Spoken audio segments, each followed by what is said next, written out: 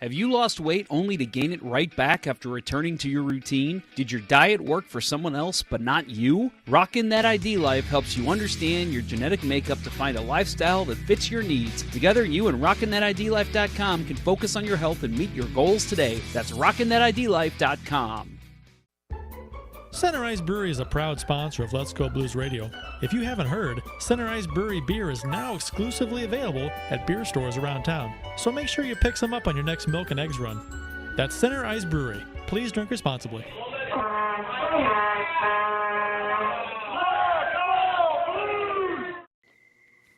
Welcome to Season 10, Episode 39 of Let's Go Blues Radio. This is the fully vaccinated, often imitated, but never duplicated, the church-going, wholesome kind of folk, the original St. Louis Blues hockey podcast. Support for Let's Go Blues Radio is brought to you in part by RockinThatIDLife.com, the home of getting yourself where you want to be physically, and by CenterIceBrewery.com, St. Louis's wonderfully crafted hockey-themed beer found at local grocery stores and liquor stores in the St. Louis area. And yeah, for those of you on the live video, you get to see a great T-shirt on Mr. Bill Day for Center Ice Brewery. Yes. We're broadcasting live on Wednesday, May 18th, 2022. This is franchise episode number 357 all time. I'm Jeff Ponder, and I'm joined by the real identity behind Mighty Mouse, Kurt Price. And I have Bill Day listed as on assignment. That is not true. He's here, folks. Right there. You can see him. He's right there. I prefer playoffs. Danger I'm Mouse. toughing through it. There you go. I like that. You prefer You a Danger Mouse fan? Danger Mouse. You're a fan? I was never a Danger Mouse fan. Oh, crikey. Oh, heck. Well, I'll tell you, I originally had in my notes here, I had you two listed as the original Rescue Rangers, Bill Day and Kurt Price. But then Bill said he wasn't going to make the show, so you screwed it up, Bill. Way to go. I'm more of a Tailspin guy. Ooh, that was a good one. Yeah. We'll be discussing the events of a certain Rd2 Gm1, as well as anything else that tickles our fancy. Don't forget to find us on every social media platform, and you can find us this weekend at the county fair hanging around the dunk tank. We are dual live streaming on Facebook and YouTube, so hello to our live audience, and thanks for joining us. Gentlemen, we're back for a second show of the week, huh? Let's do this. Woo! I like these 2 shows a week. I do too. The wife doesn't, but I do. Yeah, it's tough with the schedule, but I like it. Yeah, I needed to make 1 week of 2. I was close to bailing. Got so much going on in the personal life right now.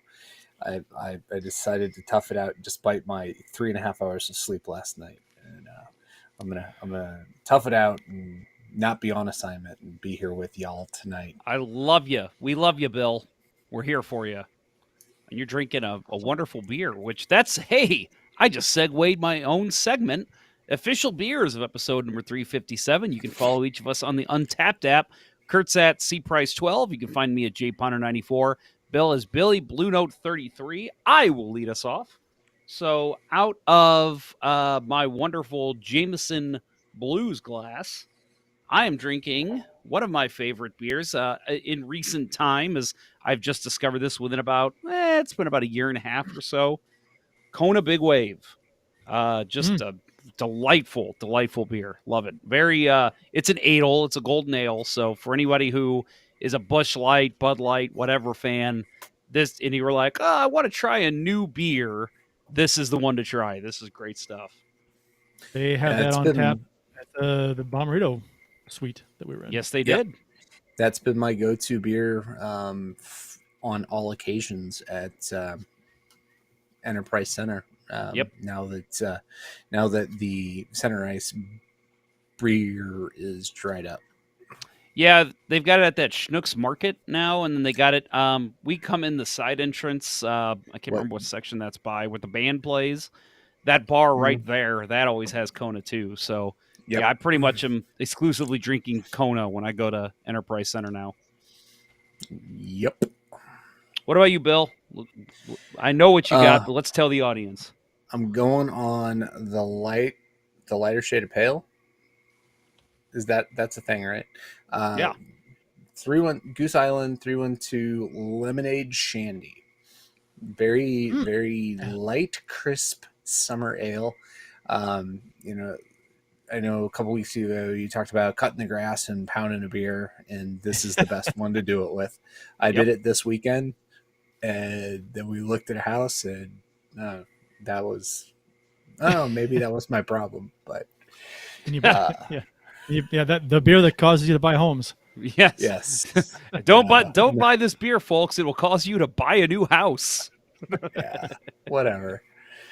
It's the house is selling itself, but yeah. So love it in the summer. Love it on a muggy night like tonight, and yeah.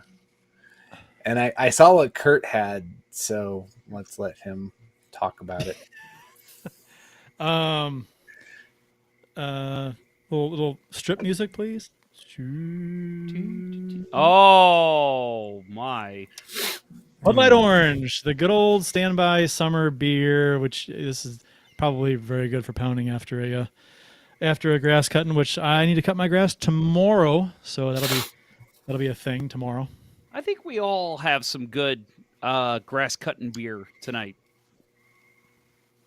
Yeah, you can't be pounding an imperial stout after cutting the grass at 90 degrees. Yeah. Nope. Yeah. Got to be an ale, a shandy, something like that. And I almost picked up the breakfast stout for tonight, but I'm like, yeah, no, I will be slurring my words. Yep. 5 minutes into the show. So did we see Bill's shirt? We talked about it. Did we actually see it? Yeah, he pulled it up earlier, but yeah, it's okay. Now let's see what's under the shirt, Bill. Nobody wants that. Did you see what I had on? Yeah, I saw that. Yeah. My hockey team sucks. Yeah. The hockey team sucks because they sucked last night. I am nothing special. I'm just wearing my work clothes still. Still wearing my. I mean, it's a summer button up. It's a nice light white button up, but nothing special like you guys. Is it linen? And is it linen? This feels like the fashion show from Slapshot. Yeah, there you go. I hope you have a heart attack and die so I never have to do this shit again. I'll look at my dick at him. I'll do it. And everyone but my wife will go screaming to the exits. And if I can read the card right, Moose Jaw, Saskatchewan.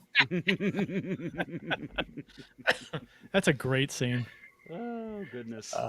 It sets up for the rest of the great movie. Yes. Brandon Toma says, Bud Light Orange, internet crashing in 3, 2, 1. It was nice seeing you guys. Right. Yeah, no kidding. We also have this is test number 2 from that. Jason Smith saying, let's go Avs again. And I'll respond to you, Jason, and say, why don't you go score in your own goal? Let's go Avs. Wasn't that Jason Smith? Hey. Yeah. Okay. No, that was Steve. That was Mike Smith. Steve Smith. Yeah. Steve Smith. Damn. Yes, that's before you said it was Jeff Smith. Then you said it was Jason. Yeah, I Smith. did. I said that on Twitter a couple weeks ago. Man, I can't get that right. Well, they all have generic names. Yeah. Yeah, Ryan Smith. Too many people. Cost him a cup. Didn't just score on his own goalie. Cost them the cup. Yes, he did. Oof. He did. Oof. Rough. Austin Lynch says, Jeff, congrats on winning in Jason or crappy goalies tourney. Now win your own. Suck it, Austin. That's all I'll say to you. And again, I will not pick you. You have won in your own. I won the first year, yeah. And that's what matters. My dad was still alive when I won the Ponder Cup. So that's all that matters. In his eyes, I'm the reigning champ. That's all. I do believe we won the second year. Paul's team. You did. Right? Yeah, you on Team Paul. Dustin Paul. Yep. Yeah, great stuff. So today in Blues history, courtesy of the @STL Blues History account, this is for May 18th, 2022.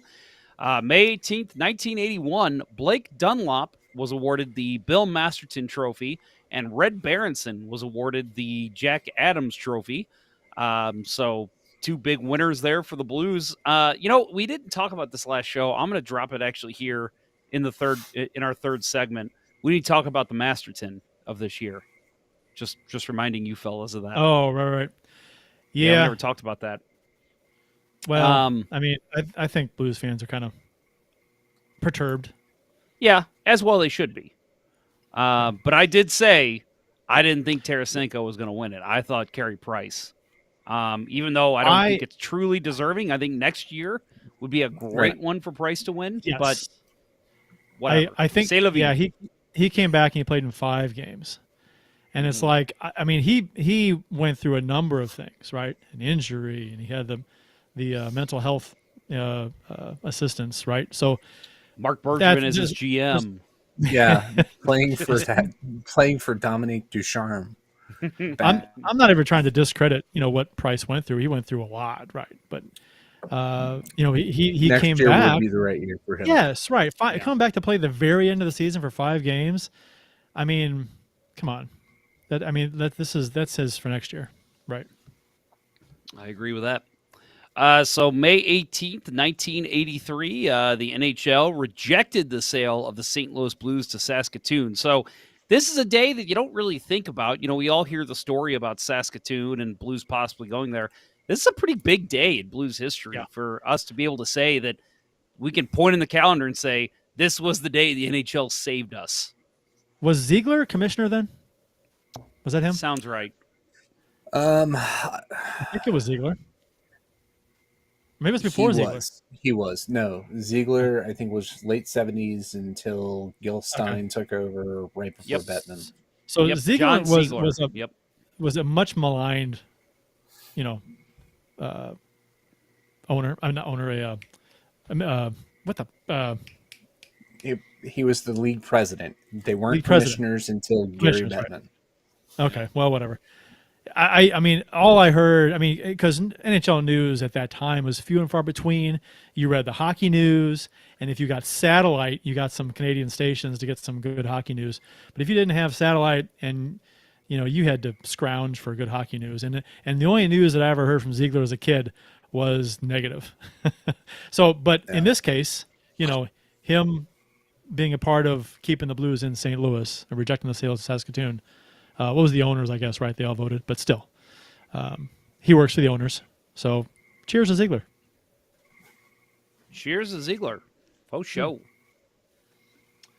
So we will be talking about the Blues in Game 1 against the Avalanche, but first we're going to take a quick break and hear from our friends over at Rockin' That ID Life. It's springtime, and I know in my house, it's such a good feeling to open up the windows and let the breeze roll in for new life in my home. Your body's no different. Detoxifying your body can reduce any inflammation, purify your blood, help with weight loss, improve sleep, and boost your circulation. Don't just go after those detoxifiers that only focus on the gut and bowel, though. If you're going to do it for real. The all-new Detox Box from RockinThatIDLife.com cleans all your systems, flushing your kidneys and bowels, detoxifying your liver, and restoring your microbiome for full homeostasis. You'll feel re-energized, restored, and renewed. Make your order now and receive a free detox water bottle with your order. Visit RockinThatIDLife.com or email Dustin at RockinThatIDLife@gmail.com and tell him Let's Go Blues Radio sent you to receive an additional 10% off your order. That's RockinThatIDLife.com and give your body that much-needed spring cleaning today. So in the YouTube chat, Jason Smith, which I know you saw this, Kurt, he says, all serious. Jason Smith was the one who said go Avs again earlier in the show, obviously an Avalanche fan. Says, all seriousness, I have full respect for St. Louis and their championship medal. I know they'll push back. I had Avs in 6. Your forward scoring depth is great. Blue line, not very good, especially with injuries. All true statements. I think we can agree with Jason Smith on those. Yeah. And yeah, I will say too, like, this is a great series. Like, hopefully this goes, hopefully, as Kurt just said. Ponder and Kurt both have Blues in 6, or I'm sorry, Avalanche in 6. So we agree with you on that, but I'm hoping it at least goes 7 games. I think it'd be a lot of fun to watch. Based on how it went last night, I'm praying it goes 6. Yeah. Yeah. They have to be better in Game 2. Right. You can't be much worse. But that's what gives me hope. They shut them the hell down. Bennington played so well. They shut them the hell down. Had it in overtime. Didn't get a fucking shot off in overtime. What the hell? I'm with you. I think this game, and I guess we can talk generalize and then get into the details. I think last night would have been a perfect game for Bennington to just steal when you're outplayed so bad, and you somehow miraculously make it to overtime and get a bounce, right? Get a bounce, someone make a play and win, and just crushed Colorado after they completely dominated a team like I've seen few teams dominate a team before, and then to lose. That would have been monumental. And it didn't happen. And so that would have been that if it wasn't for overtime, them scoring, when they did.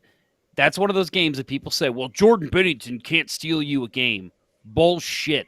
Last night, that would have been an epic steal. Right. That Who says that? Did. The Blues. When he was going through his slump, it happened. There was a bunch of people saying it. He's only proven he's done it in the past, and what do you got to do? He did it in Game 7 of the Stanley Cup Final. Right. I think I said it earlier this season, right? The guy can't steal a game for us right now, right? It's contextual, right? But last night, you're right. Last night was the game to steal, and we didn't get a fucking shot on goal in overtime. Nope. Not look good. We had a couple of chances. We had a couple of really close chances, but it didn't get on net. But I think we all saw this coming, didn't we? I mean, did you guys actually feel there was a time in overtime when we had the puck that I thought, we could win this. We could win this. That one time. But when we didn't have the puck, I felt like we're going to lose. I really did. For sure. I felt a little opposite because how many times have we seen in the playoffs one team is just dominating play, which was Colorado. And I thought, just one chance. It's all it takes. One shot. Blues break in, get an odd man rush somehow, steal the puck at the point, going on a 2-on-1. That's all it could take. So I kept thinking, think positively. They just need one chance. And I was thinking that, but we didn't have the puck. No. And we did have it. We coughed it up every time. Yep. So it just, I mean, anyway, we can get into it, but yeah. So Jordan Bennington versus Darcy Kemper in this game. This was the matchup all season long between these two teams. So Husso actually never saw the Avalanche this season. So this game starts. Colorado looks pretty damn good. They're the more rested team. They've come out. They've got a couple quick chances on Bennington. Defense for the Blues looked okay to start, but it was pretty clear the Blues were not getting anything offensively going.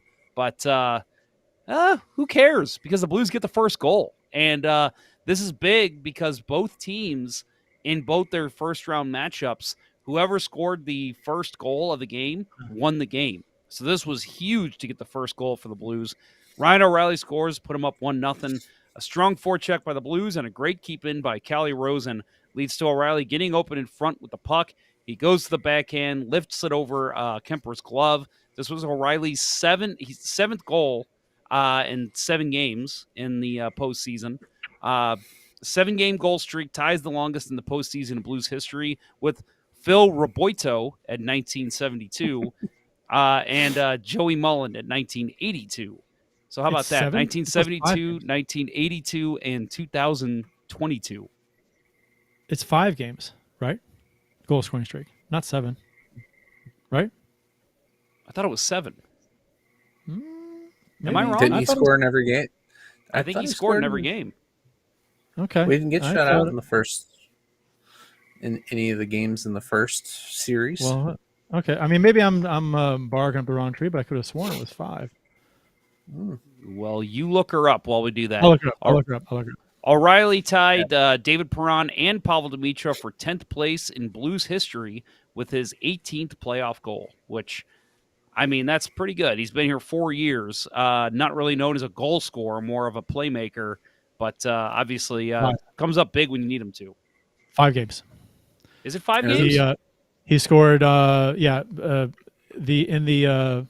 see, he was a -3 in the, in the loss to Minnesota. one of the losses to Minnesota. I guess the first loss to Minnesota, and no points. And then in the second loss to Minnesota, he had a goal, and that's where it started. So he had a goal in the last 4 games versus Minnesota, and then he had the goal last night. Oh, okay. Well, there you go. Thanks for the correction. Glad somebody's paying attention. Now he scored in 6 of the last 7. He scored in the opening game against Minnesota. Okay, so 5 Didn't games, score 5 goals. My bad. Yes.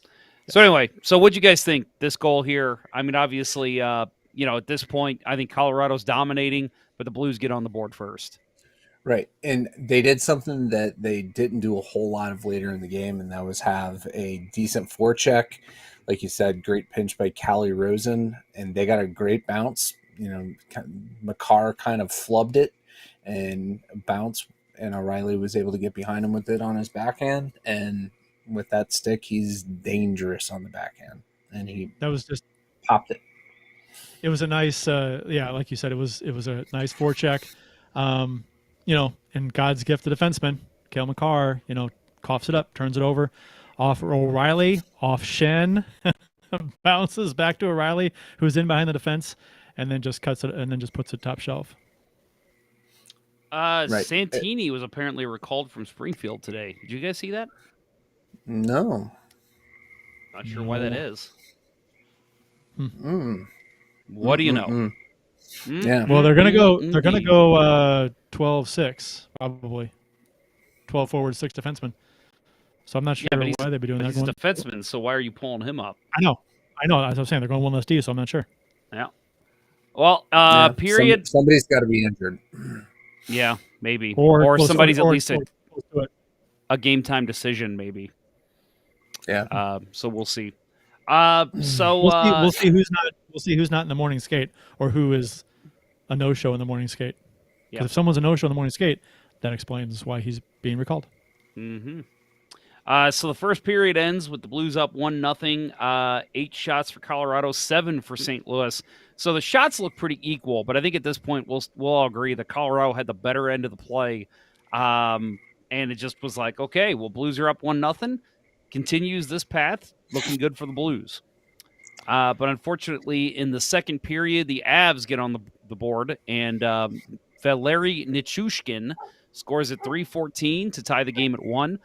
There was an offensive zone faceoff for the Avalanche, and the puck ends up on the near boards.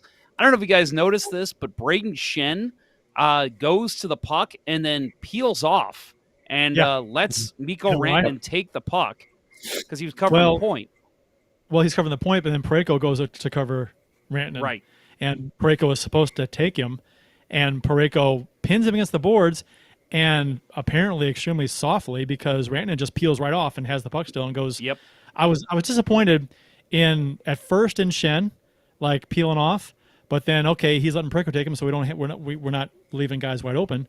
But then Parayko doesn't do his job and tie him up. So at that point, though, with it being Rantanen on the boards, I want both guys going to him. Go ahead and leave that point man open. Take the puck from him. Maybe, but I mean, they could have had a game plan. Don't force all your men against the boards. And leave guys open back door, because they end up scoring back door here. Yeah. Yeah, but they clearly had a game plan, because it's almost a carbon copy in terms of the coverage on the game winner or the next Avalanche goal. But yeah, I thought the coverage was terrible, but I thought what the Avalanche started doing at that point, and was the theme on all of their goals, was, even though that one was kind of from a bad angle, they were shooting through traffic, right? Bennington didn't track it the whole way, and he kicks it out to the slot. Nobody's got no true skin, and he buries it. Yeah, so it bounces off player. Well, he gets it in front. Rantanen does. Puts it off McKinnon, and Bennington ends up making the save. Bounces across to Chushkin, picks it up, puts it quickly back the net for the tying goal. Avalanche tied this 1-1. Letty did not look good on that. He didn't stick with him. Nichushkin got behind him and got away from Letty, and Letty, didn't stick with him. And it was a couple things. For me, it was a couple things. I didn't like, I'd like to see Shen continue and just plow into Rantanen there, give him a hit, and then peel and then bounce off him and go back. But he didn't. So then I'm like, okay, it's Parayko's man, and Parayko failed to do his job. And then Letty lets Nichushkin get away. So is it kind of a breakdown a couple places there for me? Yeah. Yep. Definitely. Yeah, you can't point the finger to any one player, but you can point the finger at a lot of players. I think Bennington played this well. I think he thought that sticks were tied up in front, and which, I mean, he just reacted and made a really good save, I thought, on the initial shot. But yeah, unfortunately, that rebound popped right to Nichushkin. He was uncontested. Mm-hmm. So about 8 minutes into the period, looked like the Avalanche had a good chance to go up 2-1. Bennington makes a highlight reel save, albeit on a whiffed shot from Eric Johnson. Bo Byram sends it across the ice on a pretty pass. Johnson cradles and shoots, but Bennington dove across and ends up grabbing the puck with his glove as it's sliding along the ice. You got to think if EJ gets any wood on that, that's probably going to go in the net. But sure, I mean, how many times, and I hate to, again, pick on a former Blues goalie, but how many times do we see a play like this and Jake Allen would just let the shot come through, wide open cage? You know, to see a guy like Bennington make the attempt still, even if it would have been a high shot, to come over and try to make the save, you got to love it. And a situation like this where the player whiffs, that's the right play. And he was able to cover. Blues get the defensive zone face off. Yeah, you know what annoyed me with Jake Allen is in goal for the Oilers tonight. That was a good deflection out in the slot, but 5-1. You know what bugged me about this after this goal was the play-by-play crew. And Pang was the guy who brought it up. He was like, "Oh, his arm's extended. That's got to hurt the shoulder. That's got to." And they were basically assuming he hurt his shoulder on that play. Yeah, that was weird to me. I mean, he didn't show any sign of it hurting him at all. Right. That was the most non sequitur thing that I've heard Pang do. And I'll tell you, from the way that he got the puck with his glove is not the way you want to. It was palm down, and you want to try to have the glove on the side to keep it from rolling. And it's a testament to the whiff. And when you were saying, if EJ gets anything on that, what I was thinking is, if that's Cale Makar, not EJ, that's a goal. Oh yeah, yeah. But we know EJ. Yeah, we do. Yeah, I mean, but it's such it's playoffs. It's bang bang. It's like get the puck on that as quick as you can. And if he has to do over again, he takes his time because he's got more net to shoot at. But still, I mean, he got it on net, and it was going in, but Bennington, did the job. Right. Doesn't give up. Relentless. That's what I love about him. Yeah. So the Avs score again, make it 2-1 at 11:32 of the second period. Sam Girard gives the Avalanche the lead. The Avs work it around after dumping it in, and Girard takes a slapper from the top of the faceoff circle. Rookie Scott Perunovich goes down to block it, but it eludes him, and he screens Bennington in the process. It beats Bennington between the legs, and the Avs go up 2-1. I saw some people, and maybe you guys will agree, which is fine. I did see some Avalanche fans saying that this was one Bennington should have had. I disagree. I think he had no way of seeing that puck, and he just reacted. He saw Perunovich go down, and I think he thought, and he obviously saw the guy wind up, but I don't think he thought this puck's getting through. I better just be ready in case it squirts through Perunovich slowly, and I got to cover it. I don't think he thought that the full shot was going to get through to him, because there's no way he could have seen that. Yeah, no, it was a great screen by Perunovich, unfortunately. Yeah, and when a guy goes down to block a shot, I guess typically you expect a him goalie, to block the shot. You expect him to block the shot, and if he doesn't, the puck's coming up high, right? It goes over the leg or something, and that's probably what Bennington's looking for. Yeah, and that's hockey. If you can't see the puck, you got to hope it hits you, and just play big. And it found a hole, and it is what it is. I'm not down on Bennington for that goal at all. If you can't see it, that's tough. Well, and I'll add too that's whether he meant to or not, that's a perfectly placed shot by Girard. Because if he gets it any higher, it is hitting Perunovich, and there's a good chance if it doesn't hit Perunovich, it's hitting Binnington in the leg pad. So I mean, he put that right Well, where he needed to. you go down, you got to block the shot. Block the shot, and that was the Right. case on 2 of the Avs goals, the one in Yes. overtime and this one. Yep. You can't have, like, I mean, we'll get to it, but I mean, if you're going down to block it, this is playoffs. You block the shot. Yep. And how many times in this game did the Avalanche knock pucks out of midair with their sticks? They got legs in the way of passes, sticks in the way. They blocked a shit ton of things the Blues tried to do, and then when they didn't, the Blues couldn't complete a pass anyway.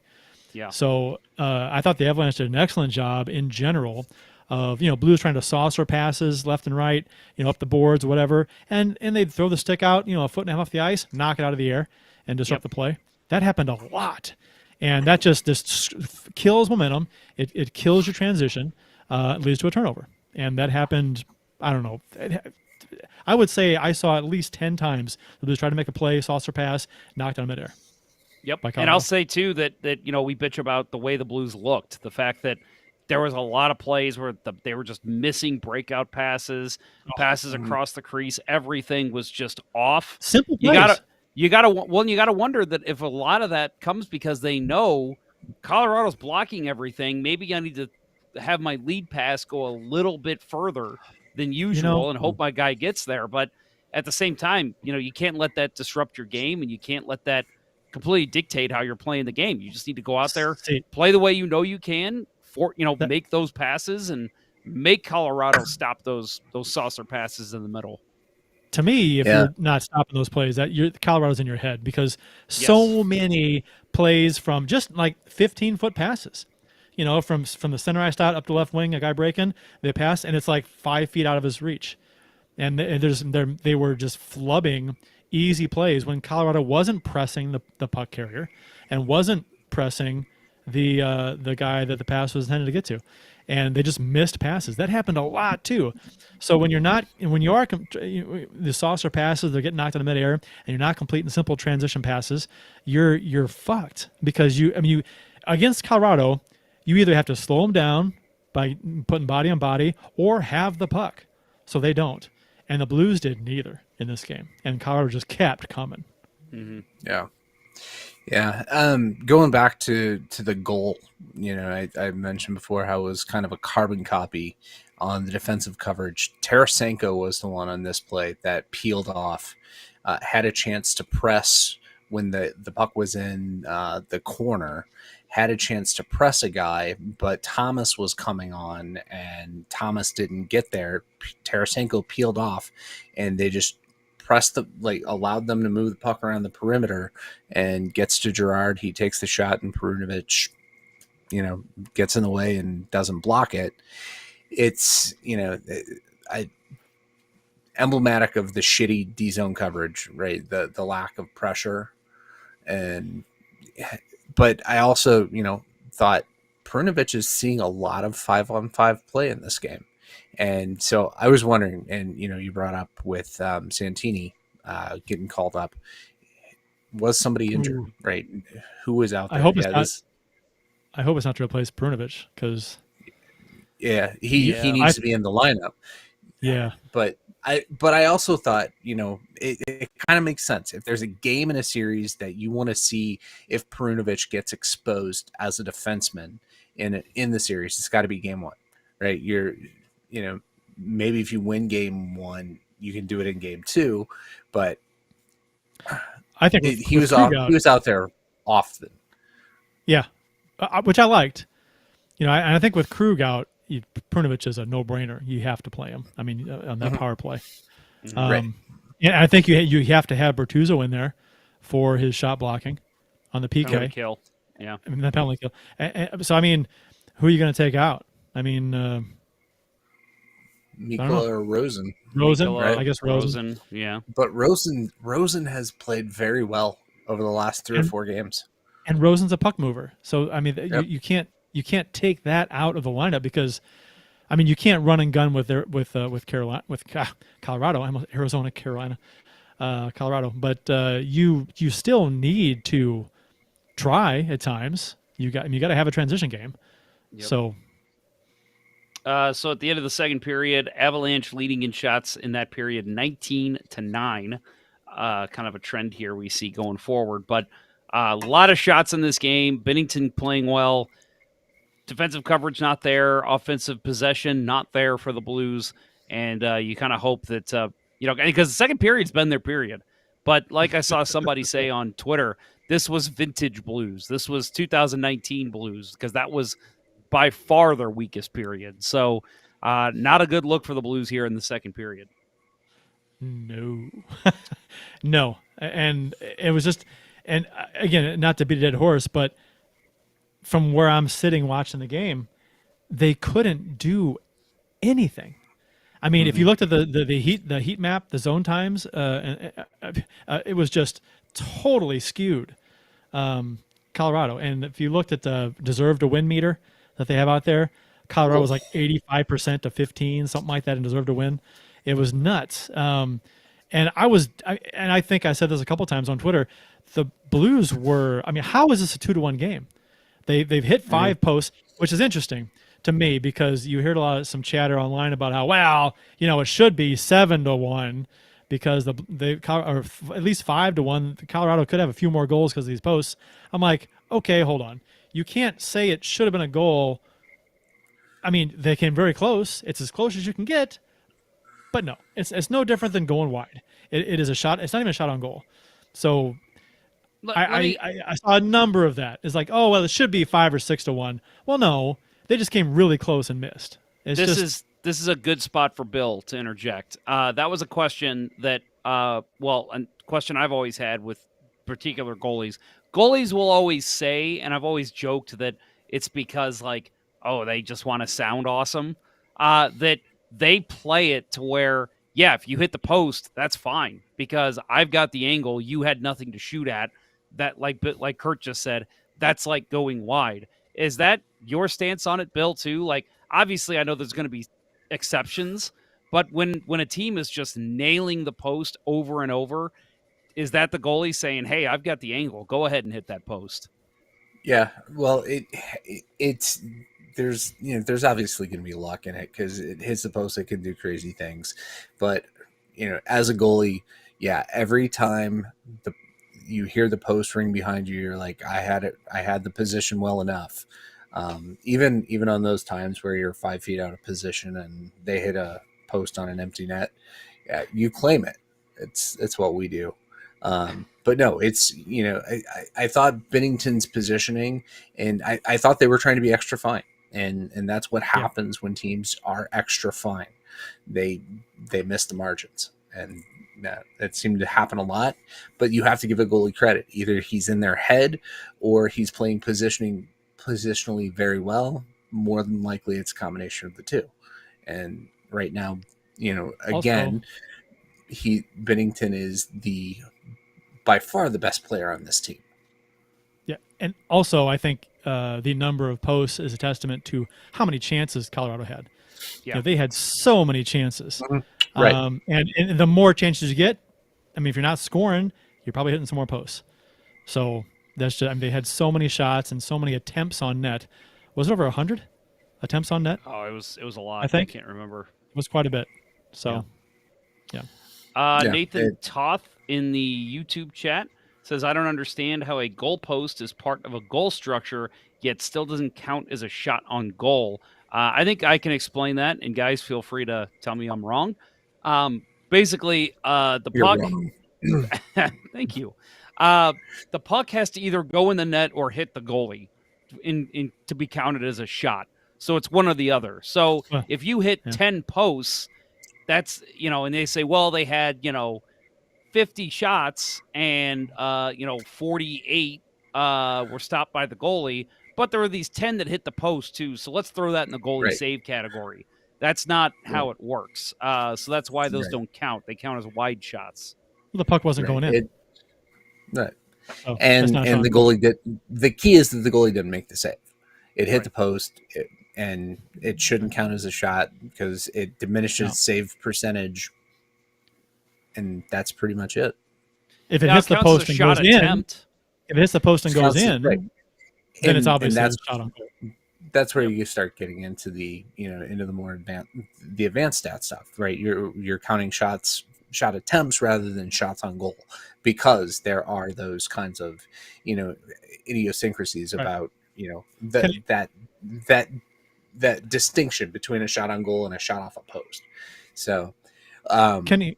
Well, and let's add too that when the well, let's say the shot's going wide and the goalie reaches out and gloves it and holds on, they don't count that as a shot either. So just because the goalie plays it doesn't Usually. mean that it counts as a shot. Right. Depends on the shot keeper. True. Yeah. Depends home or away. Yeah, and, but for the most part, Kenny- it's not supposed to be counted. Kenny Jaworski said this in a lot fewer words than we just did. The shot is Right. simply not on net if it hits the post. It's not going in, so it's not a shot on Right. goal. Period. Right. And the point before was not understanding how it's a part of the actual goal structure, but doesn't count as a shot on goal. It's just Well, it comes down to a goalie didn't make a save. The net is part of the structure, and you could shoot it wide right, and it grazes the net. That's not a shot on goal either. No. Jason Smith, which let me go ahead and say this, boys. Clearly an Avalanche fan. I'm guessing you found us on Twitter using the Go As Go hashtag or whatever it was. Just want to thank you for tuning in to a Blues podcast. Clearly, you're an intelligent hockey fan, not because you listen to us, although that does help, but because you want to hear what the other teams' fans and analysts and all that are saying. That's the kind of stuff I love to do too. Half the fun of playoffs is to interact or at least listen to the other teams, like sports talk radio or podcasts or discussion forums or whatever, just to see the viewpoint from the other side. I find that extremely interesting. Yeah, and I think that makes for a more intelligent hockey fan because you're seeing it from the other side. Are these guys seeing what I'm seeing? What's the difference? And I love it. So welcome to the show, Jason. Glad you could join us. He says, fair point to an extent, but Comper beating him dead to rights and losing the puck with an empty net. EJ's, as you mentioned, Lehkonen fans on wide open net. We all know hockey is a game of fraction of inches. Yes, it definitely is. Sure. Yep. And a good chunk of the shots that hit posts aren't because that's all the goalie gave him either. There's room sometimes to but I mean it's a small window. It's a very fine line sometimes, and sometimes they miss. And you're asking a lot of a guy to like people got on Brad Marchand big time in Boston for the chance he had on Bennington in Game 7. The one-timer from the slot, the Bennington slides over with his blocker, but it hits him in the web under the arm. Yeah. And he had all kinds of net to shoot at, but put it right in the middle so Bennington could get over and got a piece of it. And they were ripping on him. I'm like, dude, I mean, he got a really good shot off, and it was dead center on net. It just, I mean, you're asking a guy to pick corners in a high-pressure situation. That's pretty rough. That's hard to do. Shit, I can't pick corners when I've got nobody on me in an empty net. But I'm also terrible. So, guys, I'm going to call an audible here, and we'll go ahead and take our break real quick, and we'll come back and we'll talk about the third period and overtime between the Blues and Avalanche in Game 1. Do you like hockey? No, of course you do. Do you like beer? Of course you do. Are you 21? Let's hope so. If you answered yes to all of those questions, run on down to your local beer distributor and pick up a 2-4 of Old Arena Lager, the Beauty IPA, or any other delicious hockey-themed beer from Center Ice Brewery. That's right, Center Ice Brewery beer is available at various beer stores around town, so check around for the one closest to you. That's Center Ice Brewery. Let's go Blues.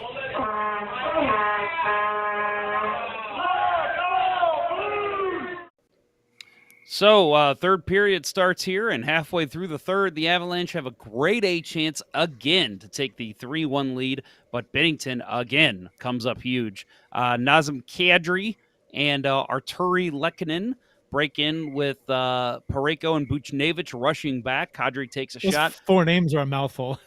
They really are. Good Lord. A lot of consonants in those names. Yes, there is. Very few vowels. I powered through it. I'm happy for myself. I'm gonna take a shot of liquor when I get upstairs. Kadri takes the shot, stopped by Bennington, but the puck comes back out to the slot. Lehkonen one-times it to a seemingly open cage, but Bennington comes back across, stretches out, and gets it with his arm to keep the puck out. Still a 2-1 game for the Avalanche at this point, and one that was one. And I know this is a total announcer thing to do. But the minute he makes that save, I looked over at my wife and I said, "Remember that one," because that was massive, and clearly it came up big for the Blues later in the game.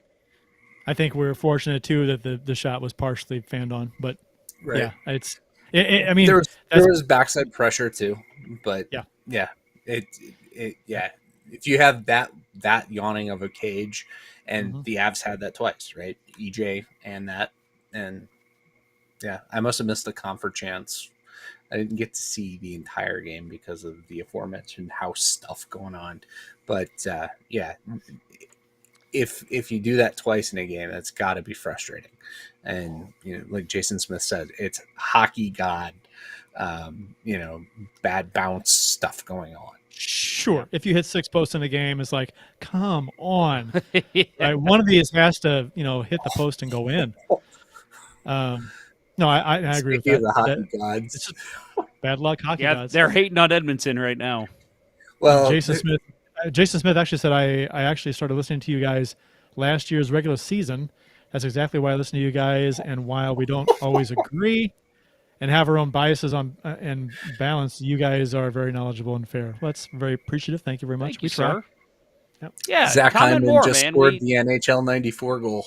Oh, I didn't even see it. Did he? Oh yeah, Was it a wraparound? I guess came out from behind the net. Held the slap shot. Yep, glove save or glove side. He's picking apart. Yeah. Oh boy. Oh, he broke the Bertuzzo idea.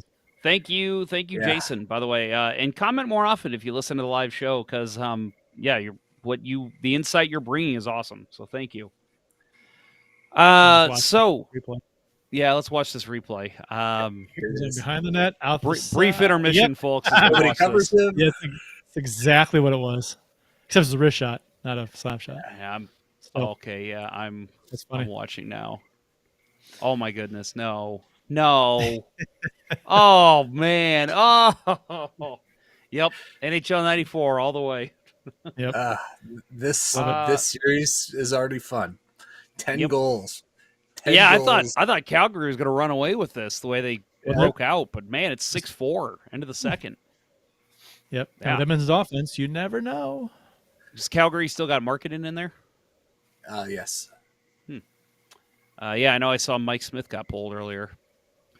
All right, so get to the Blues goal here. Blues tied up at 2-2 when Jordan Kyrou scores on the power play. It was towards the end of it. The Avs cleared it out, but Justin Falk made a very alert play, shoots it back to the far boards while the Avalanche are changing, and Kyrou's there to carry it in. I'll credit the Avalanche. They changed pretty damn quick, and they got back pretty quick. But Kyrou just makes a great play. He actually lost the puck at one point on a poke, but got it back, comes into the slot, shoots it low, beats Kemper under the leg. Whipped on the shot, too. What's that?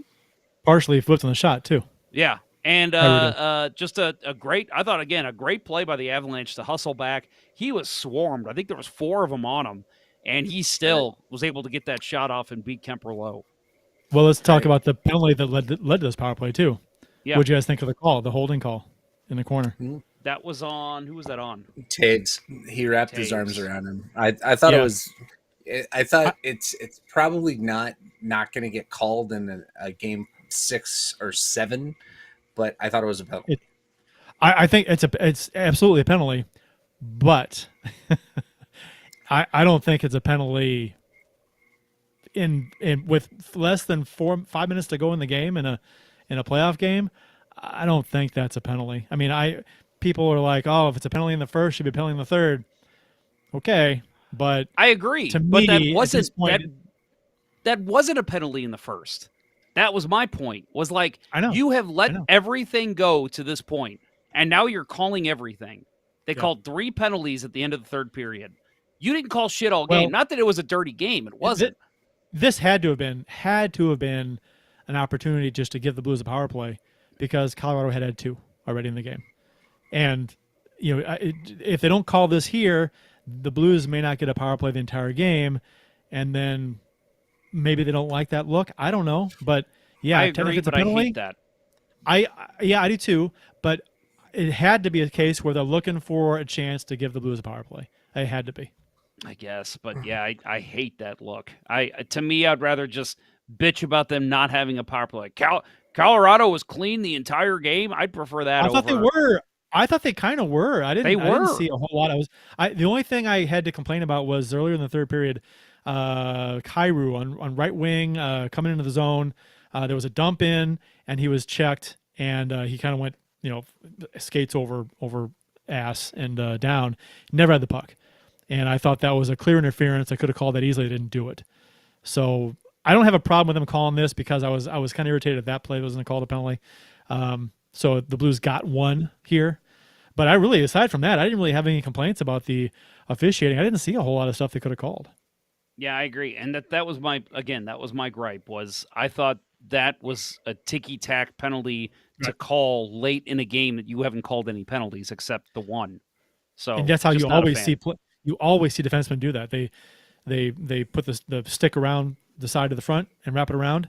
And now if the other player is trying to move their skates and are getting held up, that's a penalty. But simply just doing that is not a penalty. You've got to hold him up somehow. And I don't think he held him up at all. But whatever. No.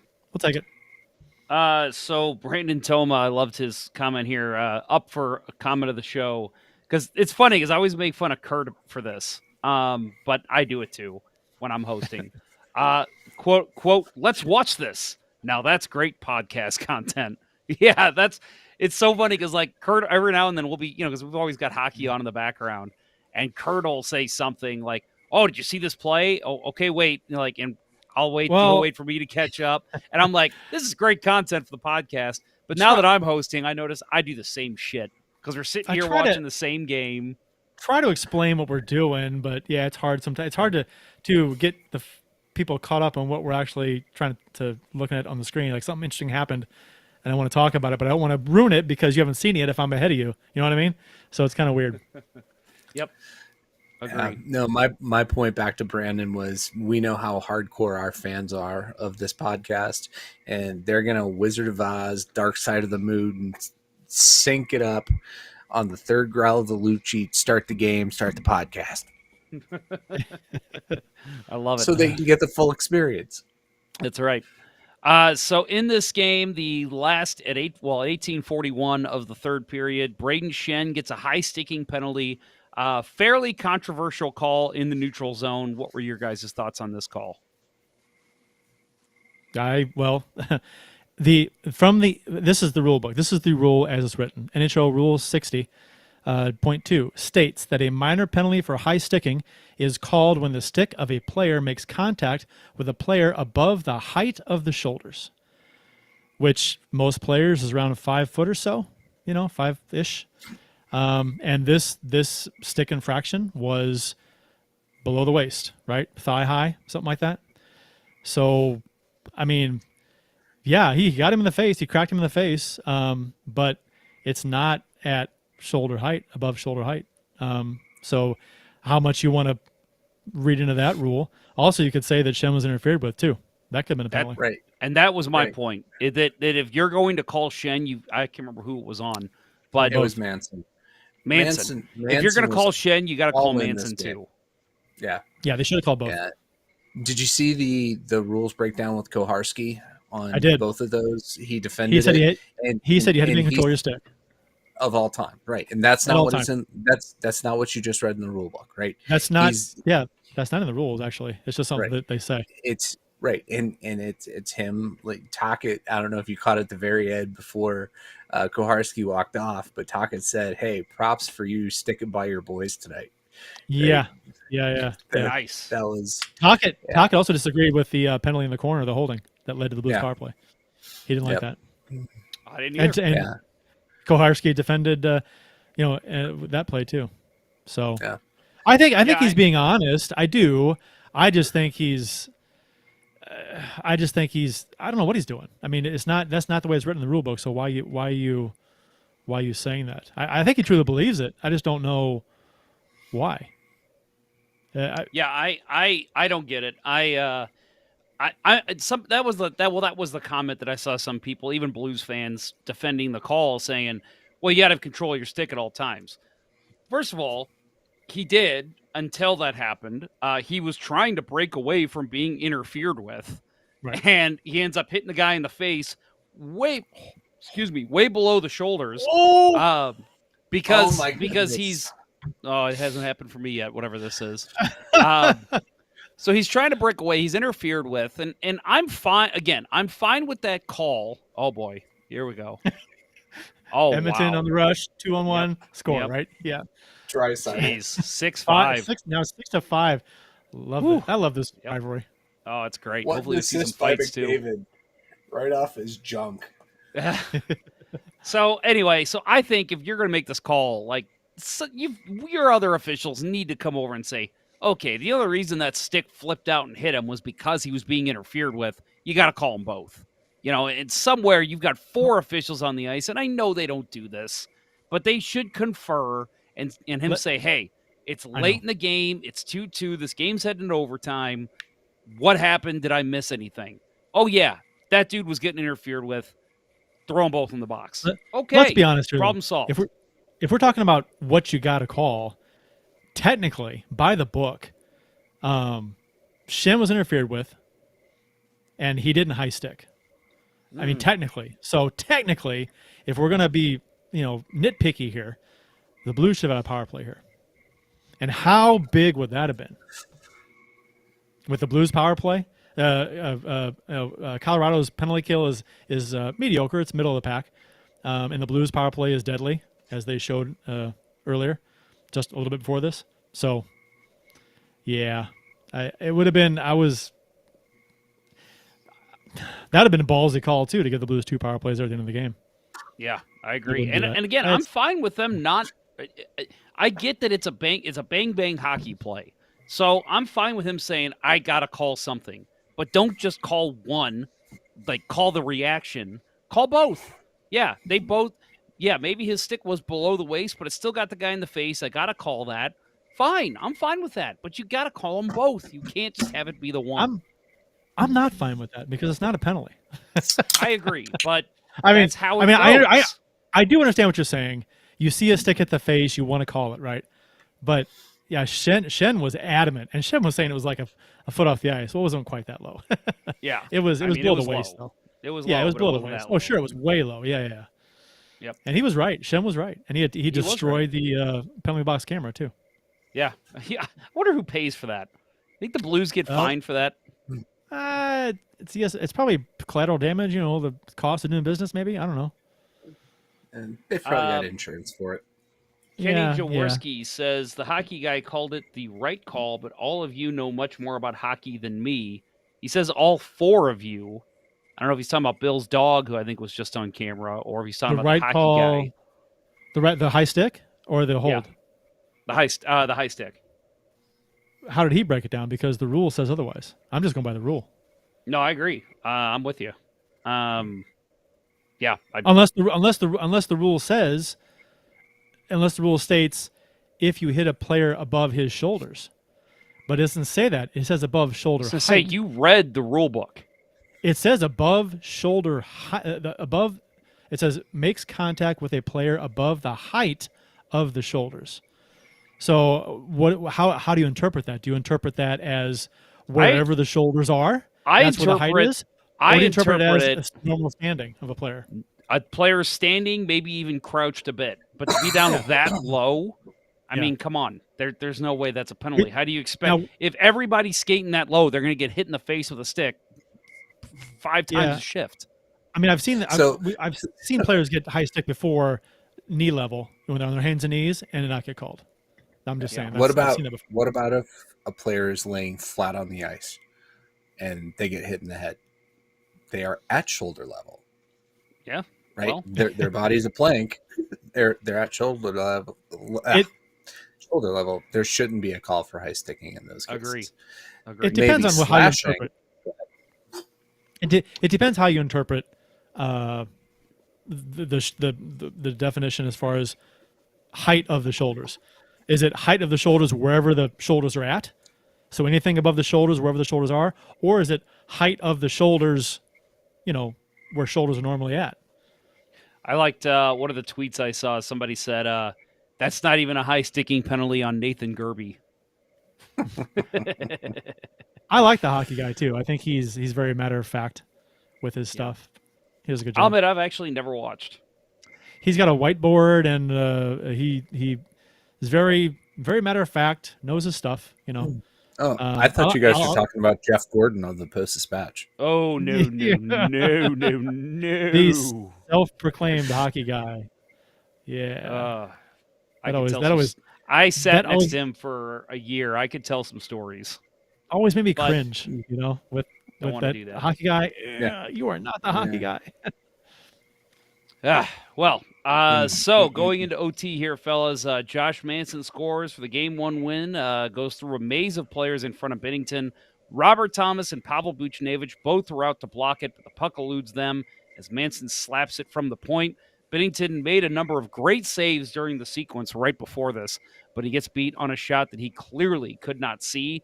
Both of you, I think, have mentioned this previously with this goal, but those guys are going out to block that shot. You have got to make sure you're going to block it. It's an overtime. Two of your own teammates are screening you. That puck has to get blocked, and it wasn't. Mhm. Bennington stood no chance. Nope. Buchnevich couldn't block it. He tried to. Thomas didn't. And it looked like Falk could have, but didn't try. He had a stick tied up of a Avs forward, and it looked like he was just trying to let Bennington see the puck. Yeah, He which just I'm fine with. You just, For him. I guess. I don't know. Maybe an overtime is coming through traffic No. anyway. If you see it, knock it. I mean, block it. I don't know. Block I'm, is- No, I'm fine. If his you job don't have there- a good body position, I'm fine with just letting the goalie see it. Right. His job there isn't to block the shot. That is the forwards going out to the point. Right. That's on them. Falk did the right thing, trying to tie up the guy in case of a rebound. And Which he did. unfortunately, right. Unfortunately, it was a very well placed shot that, through traffic. And that's the thing. All three Avs goals took advantage of traffic. They do that better than any team in the league, especially against the Blues and especially against Jordan Bennington. Benner played his heart out. It was heartbreaking to see the Blues not get really any sniffs in the overtime period. The Avalanche 13 shots, the Blues 0. Yep. And like you said earlier, Kurt, the Blues had possession that one time. And They had a couple chances, but no there shots. was hope, but Yeah. Colorado just totally shut them down. And that's The whole the game, one though. thing, right? But you've got to take hope from this game, though, that Colorado didn't blow you away. And Here's Yeah, I agree with you, and I think here's the silver lining for Blues fans. Can Colorado play any better than they did? I mean, they could their post shots could have went in instead of hitting the post, but still, they played.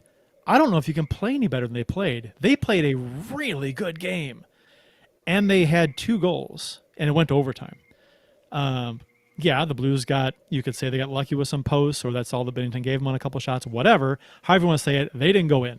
So the Colorado may have played as good as they can play. The Blues played probably the worst game I've seen them play since the Kitchen era. It was terrible. And a lot of it was not induced by Colorado. I'm sorry. The Blues could do every time they had the puck. It was a flub pass, a mishandle, a turnover in your own end, a turnover in the neutral zone, a turnover in the offensive zone. There were one and done chances in the offensive zone. They had nothing going all game long. Their one goal early by O'Reilly was because of a breakdown by McCarr with a bad pass again, and it pinballed around, went right to O'Reilly behind the defense, and they scored. I think the Blues played terrible. I think Colorado played amazing. I have no idea how this game went to overtime. Bennington was out of his mind in this game. So there's a silver lining. If the Blues can just play their game and play like they're capable of playing, and hopefully Colorado does not play at this elite top echelon level like they did last game, come down to the pack a little bit. But then you got to hope Bennington plays as well as he did the first game. Can he do that again?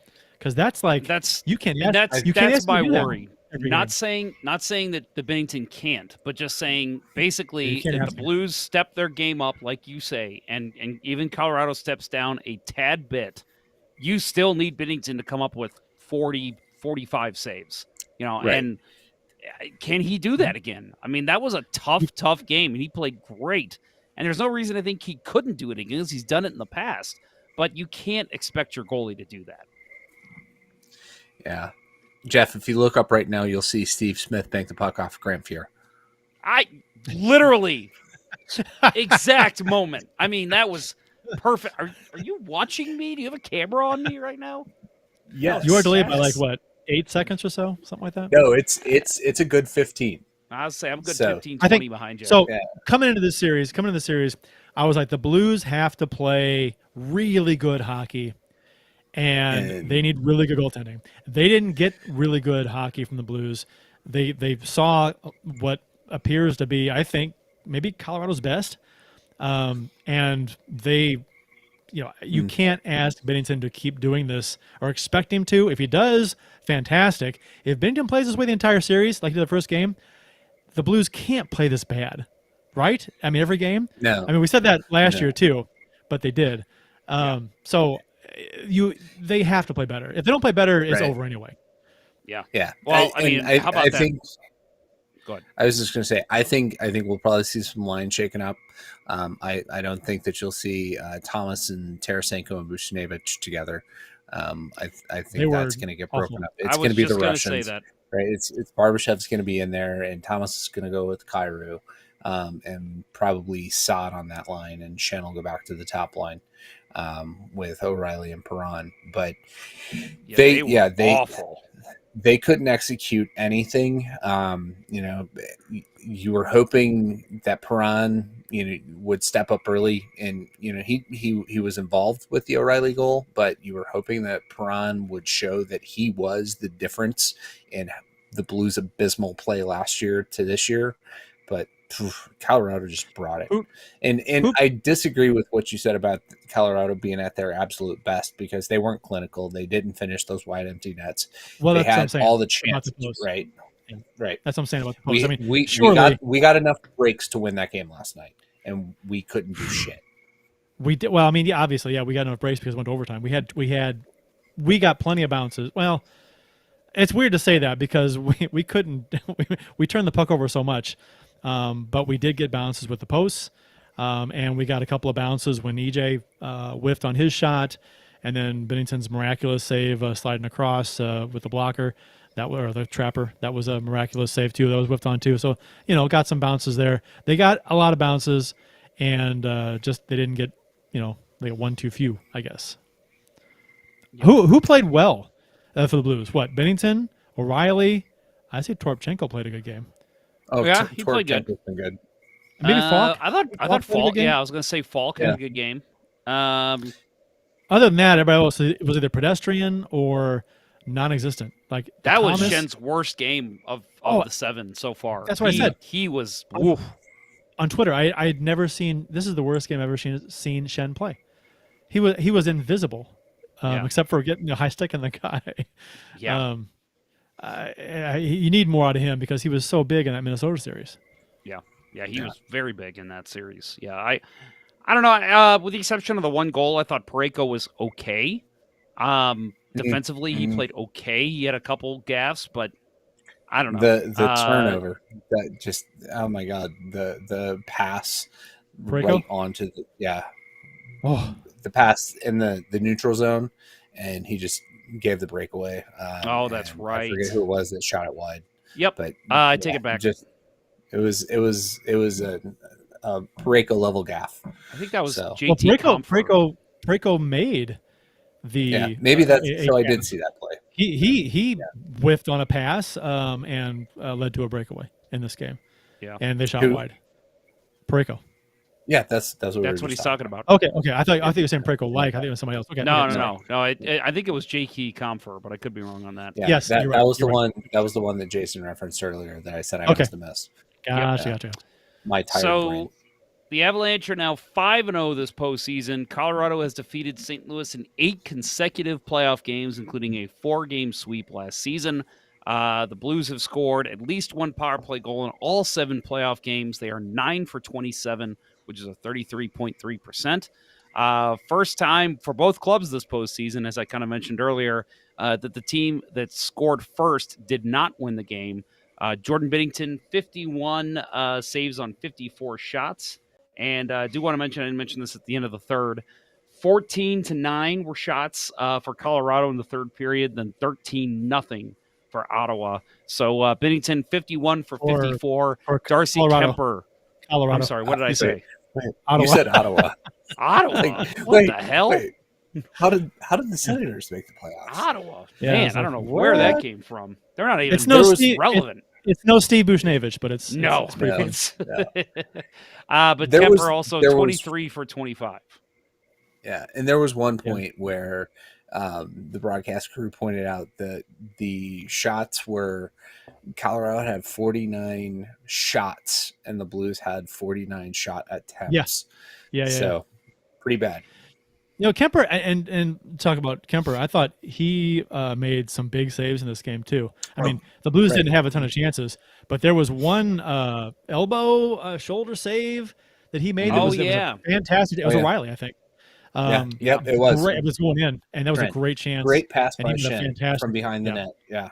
Yep. Yeah. Fantastic save. It looked like he got it on the shrug up because it seemed like it hit almost back on his nameplate when the puck started going the other direction.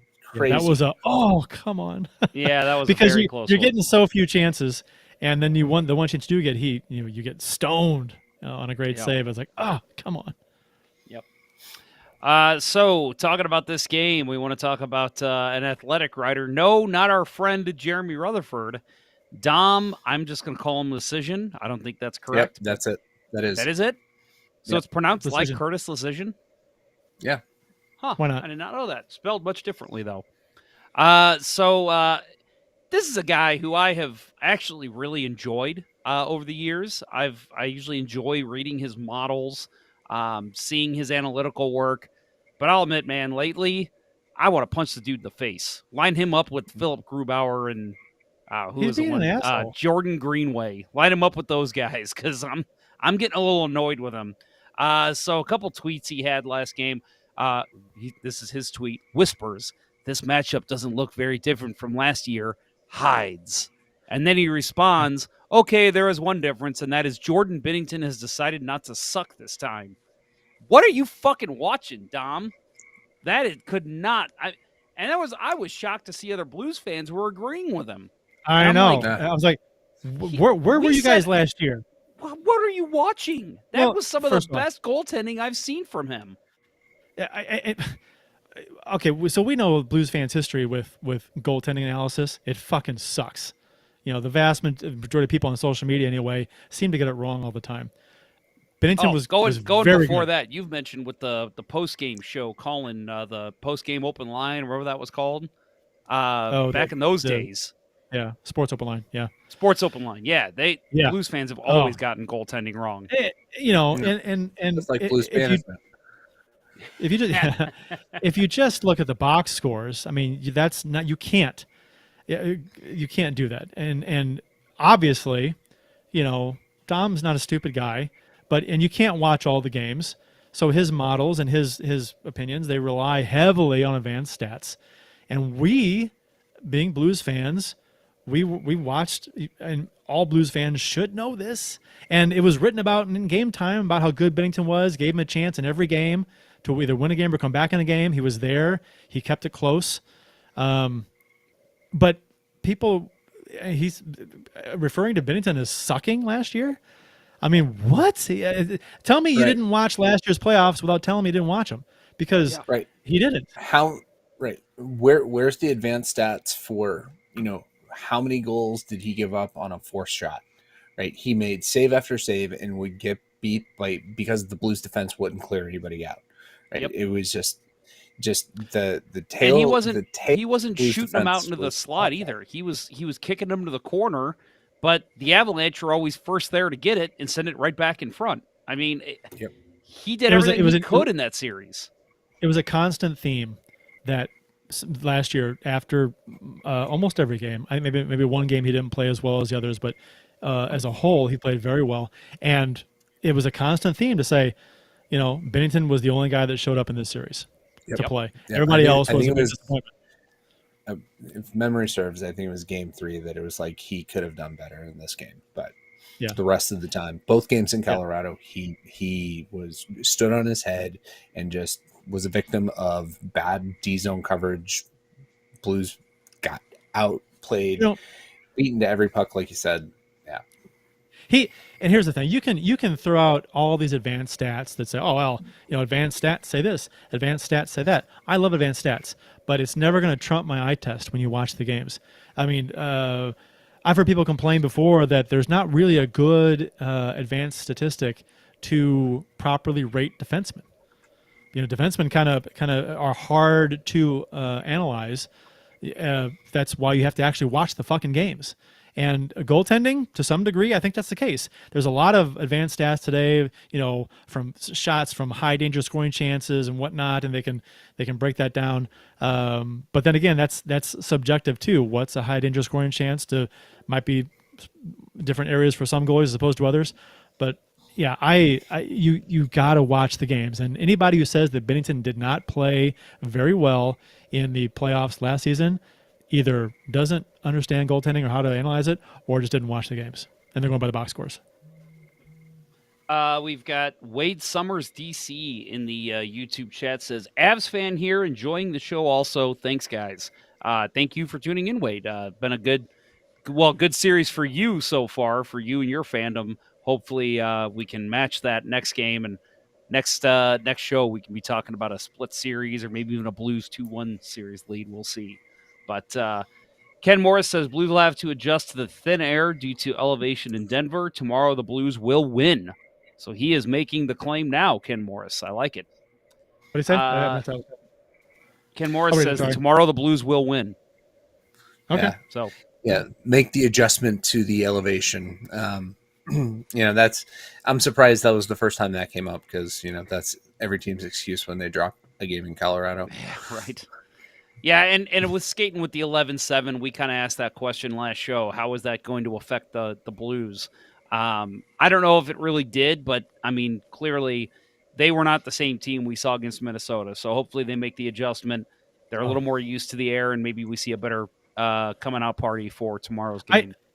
I think after the game was over, I didn't even really feel angry, but I was disappointed that the Blues didn't play as well as they could have, because the entire game I'm watching this, I'm like, it felt like we were going to lose, even though we were right there the whole game. Even had the lead for a little while, and it was 2-1. And but the whole time I'm waiting for the shoe to fall. I'm waiting for Colorado to just break through with a few goals, and that didn't happen. And and they eventually won. The Avalanche won in overtime. And while I was disappointed in the loss, I was not surprised based on the way the game was going, because I fully expected that to happen because of how the Blues were playing and how the Avalanche were playing. So hopefully the Blues come to play tomorrow night and don't give the Avalanche any extra chances than because they're going to get their chances. They're a very good team. They're going to get their chances. You don't need to give them an extra 20 attempts because of the turnovers. It's awful. So Jason Smith says Shen will play better, and I don't think he's intimidated because of it. But he was bad also last year after Landeskog beat him up in Game 1. But biggest key for me, can St. Louis blue line hold up or get healthier? Yeah, I mean, I agree. That's been the Blues issue, I guess, this whole postseason so far, is the injuries to the blue line. You have to hope that these guys are feeling better by later in the series. But, I mean, we talked about it last show. Doesn't look like Torrey Krug will be back anytime soon, which is a huge loss. Talking about Dom, his model for the first round was way off. He had Minnesota at 75% to 25% to the Blues, and we talked about that, about how skewed and off that was. To me, it should have been like 60-40 for the Blues. I didn't understand that at all, and that played out the way we thought. And his model now is what, going into this second round, it was 85 to 15, I believe. Something like that. I think the Blues are going to lose in 3. It was 79.1 to 21, I think, wasn't it? It was like I don't 80% to 20. Yeah. But anyway, I thought it should have been more. I thought 65-35 for Avalanche and Blues. I'm easily giving the Avalanche the benefit of the doubt here, and that I think they'll win the series. But 80-20 or 85-15, whatever it was. I thought that was a little much. But then again, last year he was right in his model with the Blues and Avalanche last year. right. And you want He to won't be mention his again. tweet? Mention his tweet about Blues fans? Oh, sure. I'll read that one. Blues fans might be the most annoying fan base I've ever dealt with, and that's saying a lot. Somebody responded to that and said basically he's kind of become the Athletics. Well, I don't know What do you think? who to compare him to, but basically Michael trying Russo? to. Oh, wait. Yeah, well, kind of like Michael Russo. Yeah, trying to just give shit to fan bases, troll fan bases to basically get people to hate read his articles. And Wyshynski? that doesn't shock me. Well, We have a tie game in Edmonton or Calgary, boys. I missed it. I missed the goal. I was looking Jake- down. Oh, I did too. Shit. Jacob Markstrom has a 712 save percentage in this game. God. Oh, wait. Oh, wow. Holy Yeah. shit. This is a game, I'm, boys. I'm just seeing put I'm just seeing a guy shooter-tooters skate in. behind the net. Just put shooter tutors in. Yeah. Whoa, that's bad. And I I was Go ahead. going to say real quick, they flashed up a stat that the lowest save percentage to ever win a playoff game was 750. Calgary He's up on- 7-6 he's on over. pace. Edmonton. Yep. Yeah, Yep. he's on pace to win this game. That's insanity. Ken Morris says I really felt bad for Binnington after the awesome game he played. Yeah, and Jason Smith adds that I totally agree. To blame Binnington for last year is a joke. I think there was one game he wasn't great, maybe game 4. I think Bill said it was game 3. I think it was 3. I think it was 3, right? But kept him in multiple games. Dude has a cup. Only Vasilevsky can say that of the guys left. Yeah, that's a good point. Yeah. I kind of like Ottinger. Ottinger, I felt bad for him. Dallas, the game he had, lost in overtime. Oh yeah. Same kind of thing, except not quite as many saves. Binnington was amazing. It's fantastic, and like those 2 saves he made right before they scored, it was just like he's flying all over the place, making saves, doing whatever he can, and he deserved better. He really did. Yep. So next up for the Blues will be Game 2 in Colorado Thursday at 8:30 Central Standard Time. Central Standard Time. Central Division Time works. So I think we all have the right and the same answer here. Who's in net, Binnington or Husso? Got to be Binnington, right? Yeah, Binnington gets game 2. If they lose, maybe you go to Husso in game 3. Yeah, I don't know if they lose the same way and he stops 40 out of 43 or something. You just put him back in. No, agree. You can't take him out. You can't. You won't take him out. If you are going to play, if you're going to play the goaltending change card, you can't do it in an elimination game. Minnesota proved that. But Berube's gonna try. Fleury wasn't. Don't do it in the elimination game. But Fleury wasn't. This scenario I'm proposing. If Benton has a similar game in game 2 as he had in game 1 and they lose, you can't take out a guy who has a 9.45 save percentage in game 3. No. At this point you wouldn't make a change. Then I'm not saying you wouldn't go to Husso at all. And that's what I'm saying. I think that if you go to him in game 3, you go back to him in game 4. But a coach is going to make that change. I don't think so. They are down, well, I think they would be stupid enough to make the change in game 4 because, Colorado doesn't know Husso. They don't have a book on him. And it's nothing against Binnington. It's just going to be desperation. Exactly what Dean Evison did in game 6. It was a desperation move.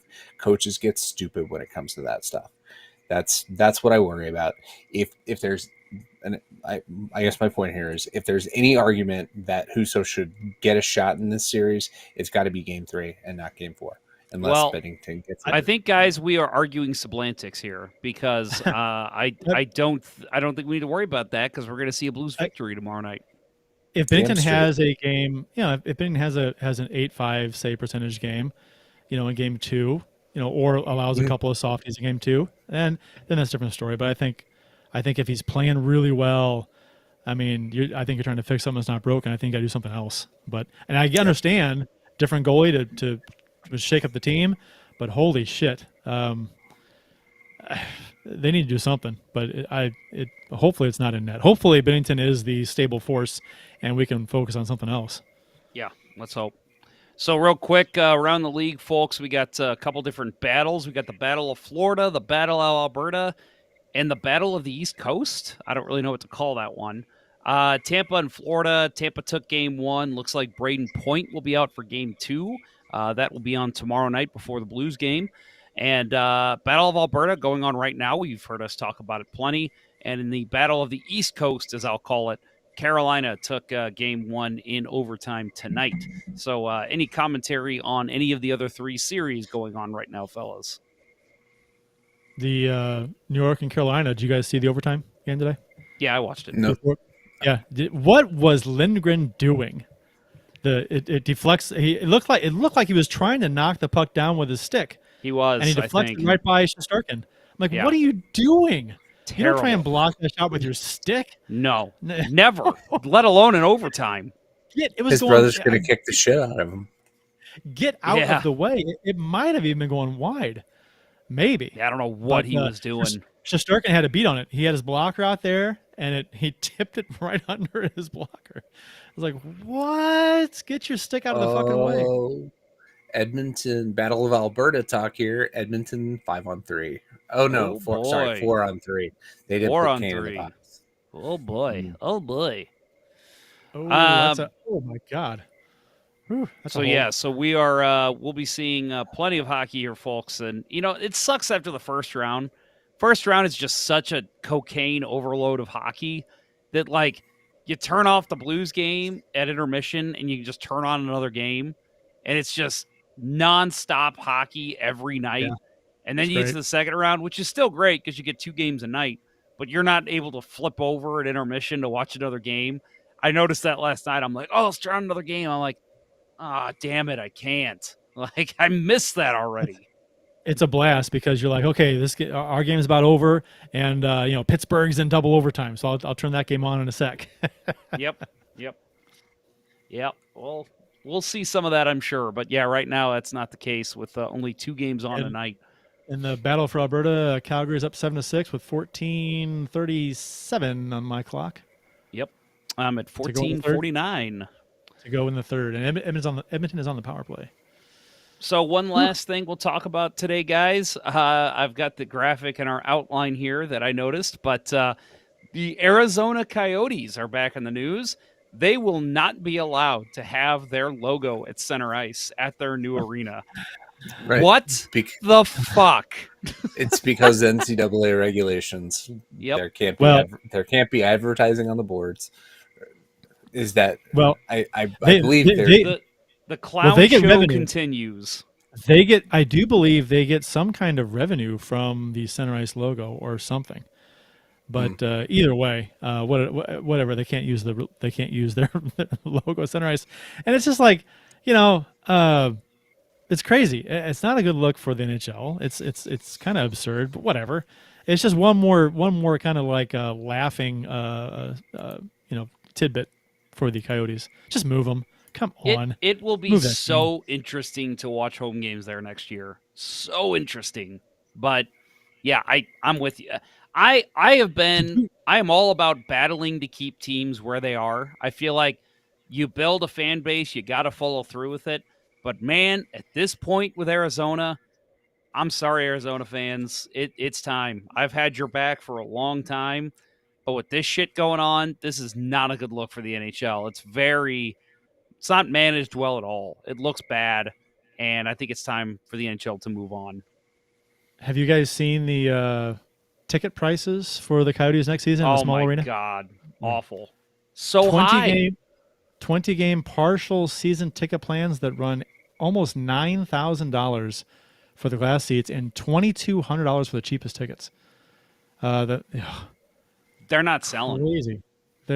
And let's see, Arizona's top season ticket price for the arena is $14. Oh, geez. Cheapest. Okay, so the Coyotes are actually cheaper than the Sun Devils. That's weird, but it's expensive. It's really expensive. Really expensive. I would love to go watch a game there because of the small atmosphere. Mm-hmm. It'd be really cool. You'd be real close to the ice no matter where you are. You're essentially what? You got like 15 rows tops around the entire Mm-hmm. place. That'd be great. That would be But you great. got to pay an arm and a leg to watch. It's like essentially, you're paying for just the lower half of the lower bowl, the closest half in an NHL arena. It's nuts. I cannot believe that this has been allowed to happen. It's so weird. I It's get almost like a something that happened in the NHL in the 50s. That Yeah. is like just kind of goofy. A goofy story you hear. well, and I'm fine if the NHL's like, okay, next year you can play at this college arena, but if you don't have another team lined up, we're moving you. We're gonna find or another arena lined up. We're Yeah. moving you. They signed what, a I- 4-year deal at this arena? Yeah. I think it's three. insane. Three. But yeah, years. the fact that they'd be there after a single season, it is a joke. The NHL doesn't want to risk moving a team out of a market that they believe way too much in. It needs to happen. Yeah. They have conference balance at this point. And if that's what they want, move them to Houston, right? Houston keep them in the West. Or Kansas City. Kansas what's City funny? doesn't want another professional sports team, from what I've been told. But I want them to have one. Doesn't that that would matter? be nice. That would be nice for Yeah. us. 3.5 The- hour drive. Oh, I'd The go Coyotes, twice a year. the Coyotes in the NHL are like Jake Allen and the Blues. They just kept trying to force that team in that environment, in that city, and it's just not working. Who'd have thought, Move 'em. guys? Move 'em out. 2022, and we are still making jokes on Let's Go Blues Radio about Jake Allen. Yeah. Oh yeah. Oh boy! All right. Well, anything else, guys? Nope. Nope. Yeah, quite. Congrats on the new baby, Ponder. Oh wait, that's New- Alex DeBrincat. Oh, I do look like that fucker. It's unfortunate. Although I think This I'm taller picture- than him. This picture, I'll retweet this. Is uncanny. Does he have a beard right now? A little bit. Oh boy! All right. Well, I will. If you're retweeting it, I'll go check it out. Yeah, I prefer Magnus Payarvi. I feel more comfortable with Yeah. that. Yeah. Or Peter Dinklage. I'll take Peter Dinklage. Dinklage. That dude's the shit, man. He's the best. Looking for that retweet. Where is it? Well, thank you. I'm glad to have another baby in my life. No, I would not be. That's awful. I'm too old. I'll look at that later. And I'll say too, we've had some Avalanche listeners, and I know like our friend Dr. Nighthawk is kind of an Avalanche fan, more of a Blues fan. Nice to hear from you guys. Thank you for tuning in, and it's been a fun series to chat about so far. Hopefully, it's a long one. And remember, everybody listening, and tell your friends. Let's Go Blues Radio is on 2 days a week now through the playoffs. We'll try again for the same thing next week. So hopefully, we'll be able to make that happen. Support for Let's Go Blues Radio is brought to you in part by ID Life, the world's only truly personalized vitamin platform based on a health assessment of your DNA. Visit rockinthatidlife.com for more information. That's rockinthatidlife.com and get 10% off by emailing Dustin at rockinthatidlife@gmail.com and tell him Let's Go Blues Radio sent you. And by Center Ice Brewery, which provides drinks brewed in our fair city and is available throughout the city and county at numerous grocery stores, liquor stores, and bars. Visit centericebrewery.com to find a vendor near you. That is centericebrewery.com. That will do it for episode 39 of season 10 of the original St. Louis Blues Hockey Podcast, Let's Go Blues Radio. And holy shit, guys, we have another goal in this game. 8-6 Calgary. Goals. Unbelievable. 14. Whew. Crazy. Thanks for listening, and thanks to those who participated in the YouTube and Facebook live chats during the show. I never even checked Facebook, so I apologize if Kachuk's if we had anybody communicating with us on Facebook. When I run the show, I don't really check it because that's too many screens up. But I will make sure to rectify that in the future. Cheers to all of you, and cheers to our podcasting audience as well. For Kirk Price and Bill Day, I'm Jeff Ponder, and this was Let's Go Blues Radio. Until next time, everyone, beat the Avalanche. Let's go Blues. Let's go Blues. That goal won't count. They're offside. Get a split in Colorado, and we'll come home 1-1, win the home games. That's it. Done. You know what? I think I'm just going to cut the whole show, and I'm just going to use what you just said, because that's all they need to know. You have to split. You can't not split. Have to split. Agree. The goal stands. Bullshit. The goal stands. Let's go Blues. They're playing again. The Chiefs are at home tonight against Cyanosport at the War Memorial at 8. Good seats are still available. A look at sports. I think that went very well. Thank you for listening to Let's Go Blues Radio. Now take off, hosers. I want you to have a heart attack and die so that we never have to do this shit again. Well, there's 90 minutes of your life you'll never get back. Sorry. St. Louis Blues, St. Louis Blues. Have you heard the news about our St. Louis Blues? They've only just begun, they're on their way to #1. Now there's no more blues for our St. Louis Blues. The Blues are on the ice tonight again. They're rough and tough and got the stuff to win. They'll always get one more, no matter what the score. They are quite a hockey team, my friend. They never give a single